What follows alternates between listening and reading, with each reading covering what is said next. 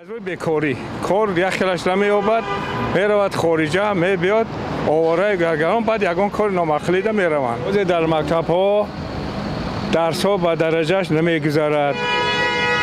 طلبه‌های از صنف 1 تا 10 پرسید یگان سوال را جواب دادن نمیتواند نقص درس نمیتیند یا معاش معلم ها کم است یا طلبه چی که از روی بیسوادی من هم خیلی فکر میکنم از روی بیسوادی همین طلبه به هر خیلشی ها به پیوند میشن از روی کم بیسوادیشون هم هست از روی نفهمی میشه در حالتی که فهمیش مقصد چی همین انسان که کم تحصیل باشه نمیدوند عاقبت کاری کردگیش نمیدوند که همین در باره چی کارباری همین رفته است یا که همین رفتاری همین به کدام چی وابستگی داره من بسیار ترکی اگه از روی نفهمی از روی مقصد یا خیلیشون از روی گمراهی مقصد چی هستن همین ها را گمراه میسازن کوتاه اندیشه که هستن مثال تیز به همون چیزا داده میشون عاقبت کار خودشون فکر نمیکنن که عاقبت همین چی میشود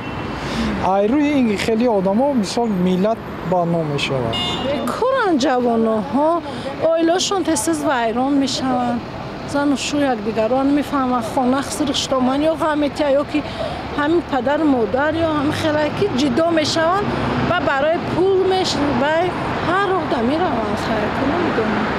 خیلی پیش بود کار بود برای جوانو کار میکردن اخترکا میرفتن هر جا میخوندن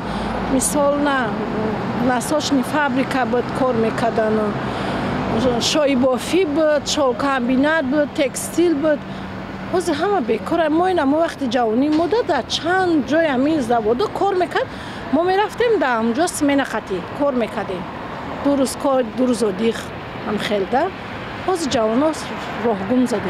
کار نمیاد میروم بعد دوجا که رفتم با گپ هر یگان آدم میروم مثلا فریب میخورن رفته دوجا عذاب میکشن بعد سبب مرگی اما آدم میشه خیلی فریب میخورن